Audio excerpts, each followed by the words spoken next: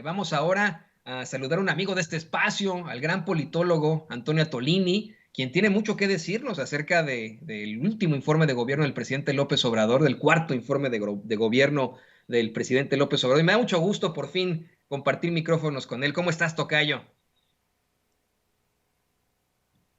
¿Qué tal? ¿Cómo estás? Te saludo con mucho gusto. ¿Me escuchan bien, fuerte y claro? ¿Cómo te va, tocayo? ¿Qué hay? Pues aquí muy bien, si te escuchamos bien, ya ves que de pronto se va por ahí la imagen o el sonido, pero te tenemos bien ahí, querido tocayo. Sí. Y bueno, creo que quién más que tú para darnos un gran análisis sobre ese informe de gobierno que en estos momentos, desafortunadamente, y la forma más vil, en las esferas del poder y en los medios de comunicación corporativos están intentando minimizar, hasta cierto punto, ellos lo dicen así, desmentir, pero pues ahí están los datos, ahí están las pruebas.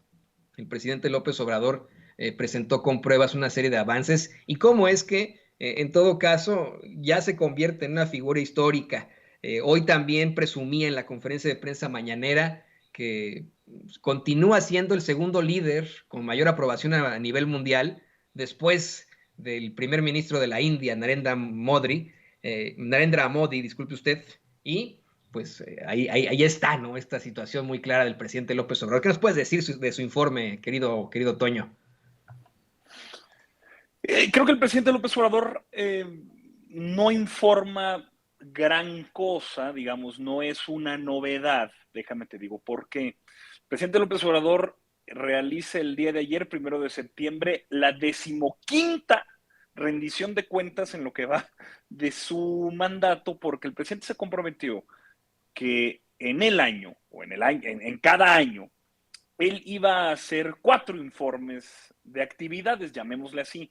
El primero a los 100 días de haber entrado el año de gobierno, otro conmemorando el Día de la Victoria, el día que conmemoramos el triunfo del pueblo organizado. El otro, el tercero, sería el informe de gobierno formalmente, el cual dicta la ley, que es el 1 de septiembre. Y el cuarto será el 1 de diciembre, que conmemora el inicio formal, el aniversario del arranque formal de su gobierno. Entonces, el decimoquinto informe que hace habrá de tener otro el 1 de diciembre. Entonces, no informa novedades, porque, digamos, el pueblo de México, que ha resultado ser uno de los pueblos más conscientes y politizados del mundo, pues conocen y saben y entienden y siguen al presidente López Obrador en sus conferencias mañaneras todos los días y además pues ya no se dejan engañar por las mentiras de la prensa corporativa. Entonces, digamos, no es nada nuevo bajo el sol, sin embargo, sí continúa con la narrativa de cumplir lo que prometió. Es una cosa que le molesta mucho a la prensa corporativa, es una cosa que le molesta mucho a los opositores. Cuando me hacen la pregunta de, oye, ¿existen errores? ¿Hay críticas que se le podría hacer al presidente? Les digo, no. Entonces, no se ha equivocado nada. Le digo, no, es que es distinto. El presidente ha hecho una revolución al ser uno de los presidentes, o quizá el presidente más decente en la historia de México. Y eso, al decirlo en un país como el nuestro, es una revolución en sí misma. Y en segundo, es porque es un presidente que ha cumplido lo que prometió. No más, pero tampoco menos. Entonces, ha sido muy consistente en ofrecer un programa de gobierno que se remite a la letra, quizá algunas desviaciones particulares, dada las condiciones específicas de su gestión a lo largo de estos 4 años. Digamos, la pandemia es una cosa que nadie podía prever y que obligó a hacer un reajuste, pero que terminó siendo un apretón de tuercas para poder profundizar la transformación en contra de la corrupción.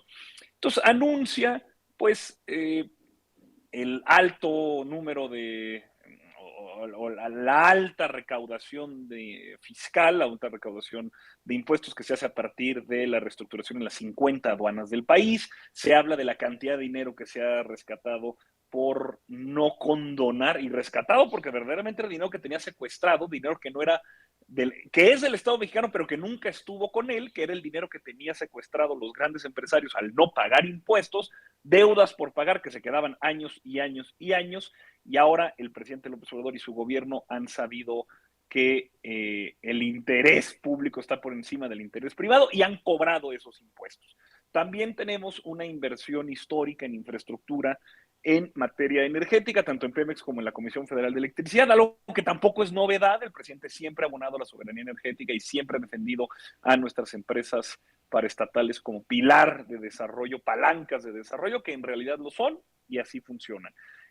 También habla, y habla con mucha satisfacción y satisfecho, contento, hasta podría ser alegre, sobre los avances del Tren Maya, el cual reitera que habrá de estrenarse al menos su primera parte para finales de 2023. Entonces será un sexenio en el que logremos consolidar no solamente las bases morales y republicanas de la virtud que entendemos nosotros los obradoristas, que es solamente cuando el poder se pone al servicio de los demás, sino que también habrá las grandes obras, el Tren Maya, Dos Bocas, el Aeropuerto Internacional Felipe Ángeles, el Tren Interoceánico del Istmo de Tehuantepec, así como muchas otras que se mantendrán como la base sólida que le dará la Cuarta Transformación al menos 30 años más. No, y en efecto, ¿no? Eso es lo que con lo que te quería preguntar, lo siguiente, en efecto, ¿no? Estamos viendo una serie de planteamientos por parte del presidente López Obrador, hizo 100 compromisos de campaña, hay un par que aún no ha podido cumplir, que él mismo asume, asegura que no ha podido cumplir. La realidad es que un sexenio es muy poco para una transformación absoluta, eso es conocido por muchos, específicamente en el ramo de la seguridad. Al hablar ahora de estos triunfos y de cómo tú dices, querido Tocayo, que el presidente López Obrador ha cumplido, no como los otros expresidentes, ¿qué le faltaría en todo caso a este gobierno para consolidar esos 100 compromisos?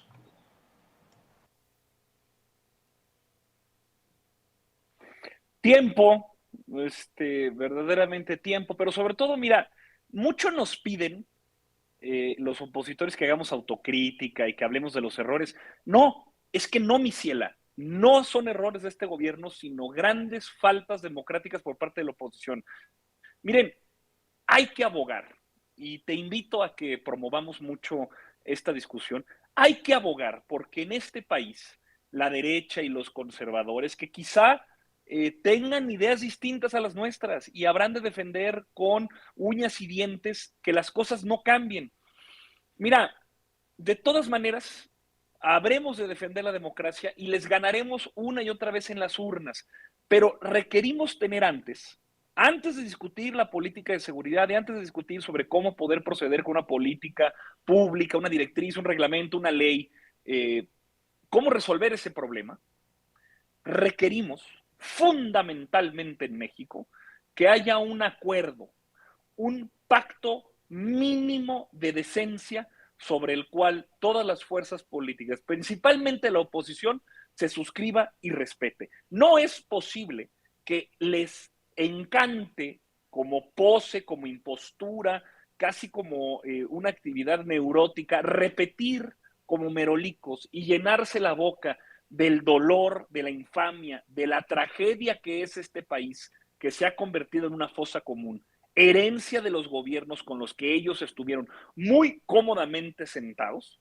No es posible que se siga utilizando a los desaparecidos, a los muertos por la violencia homicida, a los secuestros, a la delincuencia organizada, como una moneda de cambio y un artilugio que se utiliza en mesas de discusión. Tengamos un pacto mínimo de decencia. Dejemos de repetir una y otra vez, en memoria y en respeto a ella, de las personas que han perdido la vida en este país por la barbarie en la que nos han convertido los partidos de oposición, tengamos respeto, un pacto mínimo de decencia. Si no podemos tener eso con las fuerzas políticas opositoras, no vamos a poder construir país alguno en el que seamos cohabitables, que podamos coexistir. Miren, no pasa nada, no pasa nada si existen ideas distintas sobre cómo impulsar el desarrollo. No pasa nada si existen ideas distintas sobre cómo podemos generar más y mejores empleos.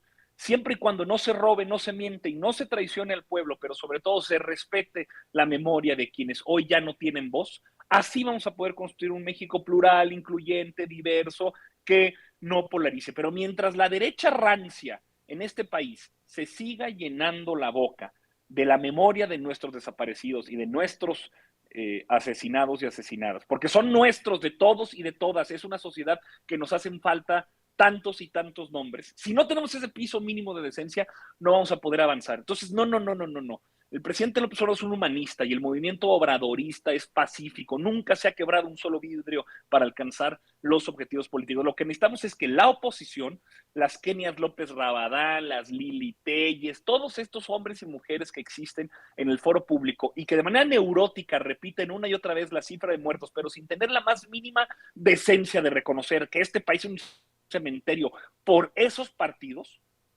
Quizá no es responsabilidad individual y particular de ellas, pero sí de los partidos políticos que hoy siguen sin tener un proyecto de nación alternativo que pueda decir por qué estaríamos mejor con ellos y no con la Cuarta Transformación. Les pido que tengamos un piso mínimo de decencia, porque si no, no vamos a poder avanzar. Es un muy sensible y sensato pacto el que ofreces, querido Antonio Atolini. Yo te estoy completamente de acuerdo, pero si te soy perfectamente honesto, dudo que ellos vayan a buscar tener algún tipo de congruencia. Les convendría en todo caso, esto está ganando para ellos el odio del pueblo, eso es lo único que han obtenido. Así se van a ir, así llegaron a ser Sí. oposición. Y hoy van a seguir siendo oposición y seguirán siendo oposición. Yo lo veo por muchos años debido a cómo han estado actuando. Querido Antonio Tolini, ¿qué te parece que nos compartes tus redes sociales? Y como siempre, aquí agradecidos de tu análisis interesantísimo en Sin Censura. Claro que sí, soy Antonio Atolini Murra, que se escribe como Atole, pero con doble T en todas las redes sociales. Seguramente por aquí nos van a poner el mensajito, Atolini como Atole, pero con doble T, en Twitter, en Facebook, en YouTube, en Instagram y hasta también en TikTok, para que nos puedan buscar y se enteren. Estamos desde Torreón, Coahuila, luchando para sacar adelante el proyecto de transformación. Me encuentro ahora unos días en la Ciudad de México, por eso ando con sudadera, porque aquí hace un poquito más de frío, pero miren, siempre con el Santos en el corazón. Así que me despido, no sin antes decirle a la audiencia de México y del mundo que este es uno de los mejores espacios de comunicación y agradecerles su preferencia. Muchas gracias, Tocayo. Acá en Kansas City, Missouri, hace mucho calor, en efecto, y aunque está en el sótano, estamos con un calor impresionante, pero bueno, pues ahí te mandamos todo el saludo y muchas gracias por considerarnos así. Esto siempre nos sube el ánimo y nos permite seguir buscando esa verdad con justicia, exigiendo siempre el espíritu crítico. Ahí lo tiene usted al querido amigo politólogo Antonio Tolini, aquí en Sin Censura. Y mire,